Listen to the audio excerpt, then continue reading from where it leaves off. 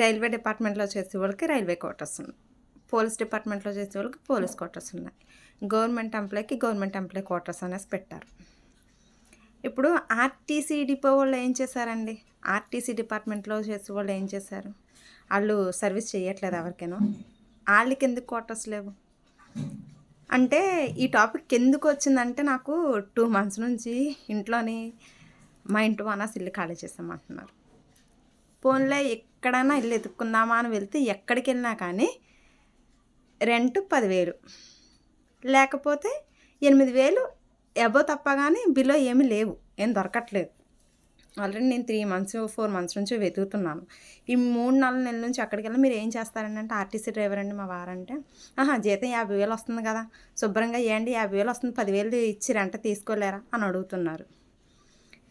10,000 ఇచ్చే స్తోమతే ఉంటే మేము ఈ ఊరొచ్చిన దగ్గర నుంచి మేమున్న ఏరియా ఎలాంటిదంటే బాగా వరస్ట్ అనమాట. ఎన్నిసార్లు మా అమ్మగారొచ్చినా, మా చుట్టాలొచ్చినా ఇదేం ఏరియాలో ఉంటున్నారు, ఏరియా మారండి అని చెప్తున్నారు. మేమెందుకు మారట్లేదంటే రెంట్ రీజనబుల్‌గా ఉంది మాకు. మాకొచ్చే శాలరీ, మాకొచ్చే బడ్జెట్‌ని బట్టి తీసుకున్న ఇల్లు ఇది మేము. చాలామంది అనుకుంటారు, ఎంప్లాయీస్ కదా ఈళ్ళు గవర్నమెంట్ ఉద్యోగస్తులు బోలెడు జీతాలొస్తున్నాయంటే, బోలెడేం రావట్లేదండి. జనాలు ఊహించుకున్నట్టు 50,000, 70,000 అలా రావట్ల మా జీతాలు. ఎందుకంటే మా వారి బ్యాక్‌లాగ్ పోస్టులని చెప్పి 2016లో తీశారు. 16లో పోస్టింగ్స్ తీసి 18 ఏప్రిల్‌లో పోస్టింగ్స్ ఇచ్చారు. అంటే అక్కడ మాకు 1½ ఇయర్ వేస్ట్ అయిపోయినట్టే. పోస్టింగ్స్ ఎందుకు ఇవ్వలేదు ఏంటన్నది నాకు తెలీదు. కానీ వీళ్ళు 2016లో పెట్టుకున్నప్పుడు 16 నుంచి 16 ఎండింగ్‌కి ట్రైనింగ్ అయిపోయింది. 16 డిసెంబర్‌కి ట్రైనింగ్ అయిపోయింది. 17 అంతా వదిలేశారు. 18 ఏప్రిల్‌లో పోస్టింగ్స్ ఇచ్చారు. ఇచ్చిన దగ్గర నుంచి మేము ఇదే ఊర్లో ఉంటున్నాము.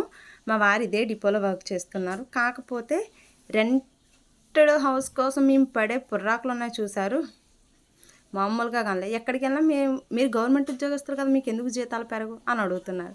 ఇంతకీ నాకే అర్థం కాదు, మా డిపార్ట్మెంట్‌కే జీతాలు ఎందుకు పెరగట్లేదు? సీనియర్స్ అందరికీ పర్లేదు అనేసి అనుకుంటారు. లేకపోతే సీనియారిటీ లేదు అని అనుకోవడానికి లేదు కదా! 7 సంవత్సరాలు సీనియారిటీ ఉంది. నేను మా వారిని అడిగాను, ఏవండీ మొత్తం మీ శాలరీ ఎంత పడుతుంది? ఎంత వస్తుంది మీ చేతికంటే? అమ్మ మొత్తం 40,000 వస్తుందమ్మా. అందులో కటింగ్స్ అన్నీ పోను 28, 29 లేదా 30 పడుద్ది. అంతకుమించి మాకు పడదమ్మా అన్నారు. మాకేంటంటే మా పొజిషన్ ఏంటంటే మా వారి ఫ్యామిలీ కానీ మా ఫ్యామిలీ కానీ సపోర్ట్ లేక మేము అప్పు చేసుకొని ట్రైనింగ్కైనా ప్రతి విషయానికి కూడా మేము అప్పు చేసుకొని వచ్చాము. మేము 2018 పోస్టింగ్ ఇచ్చిన తర్వాత 2019 ఎండింగ్‌లో పర్సనల్ లోన్ పెట్టుకొని అప్పులన్నీ తీర్చుకున్నాం మేము. పర్సనల్ లోను తీర్చుకుంటూ వస్తున్నాం మేము. పర్సనల్ లోన్‌కి అమౌంట్ ఇంకా 2 ఇయర్స్ ఉందనేసి అన్నారు. మా డ్రీమ్ ఏంటంటే మినిమమ్ జాబ్ వచ్చిన 5 ఇయర్స్‌లో ఓన్ హౌస్ కావాలని అనుకున్నాం. ఓన్ హౌస్ మనం పక్కన పెడితే ప్రతి దానికి అప్పు చేసుకొని బ్రతుకుతున్నాం. మాకు జీతం మూలకు సరిపోవట్ల.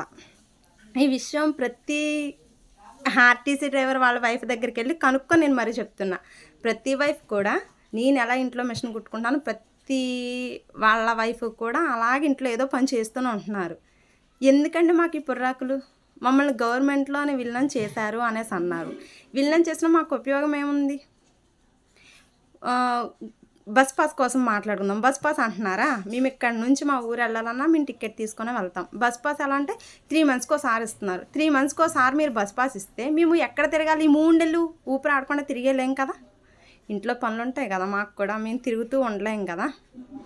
మా బాధలు మేము ఎవరితో చెప్పుకోలేం. ఎందుకంటే నేను అందరిని అడిగాను, ఏమన్నా చేద్దామంటే ఎవ్వరు కూడా ముందుకు రాలేదు. ఎందుకంటే ఎవరికొన్న ఇబ్బందులు వాళ్ళకుంటాయి.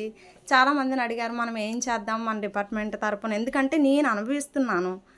నేను అనుభవించేదాన్ని ఇంకొకళ్ళ మీద రుద్దడం అయితే కరెక్ట్ కాదు. కానీ ప్రతి ఒక్కళ్ళు అనుభవిస్తున్నారు. మా వారితో పాటు జాయిన్ అయిన ప్రతి ఫ్యామిలీ కూడా సేమ్ ఇదే ఫేస్ చేస్తున్నారు. నేను అందరితో మాట్లాడాను.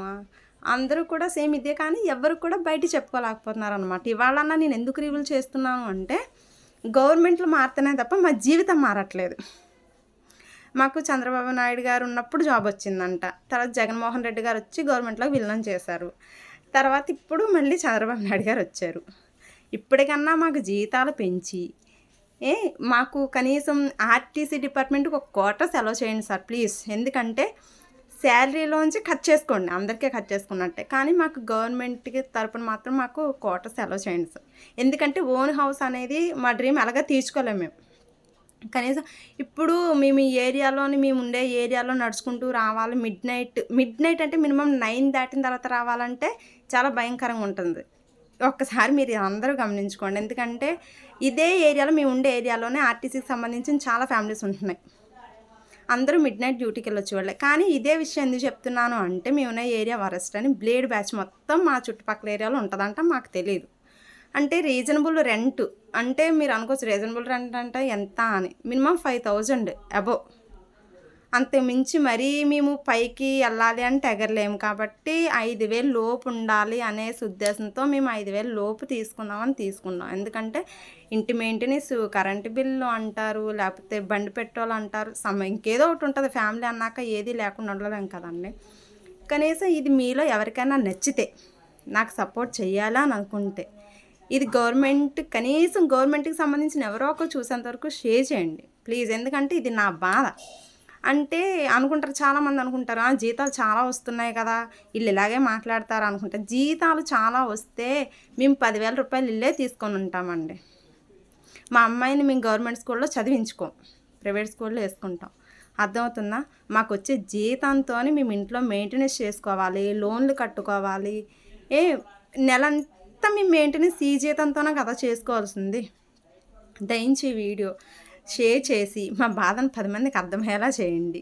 వీలైతే గవర్నమెంట్ స్పందించాలని మనస్ఫూర్తిగా కోరుకుంటున్నాను. మా ఆర్టీసీ ఫ్యామిలీస్‌కి మాత్రం గవర్నమెంట్ కంపల్సరీగా కోటా సెలవు చేయండి సార్ ప్లీజ్. Thank you.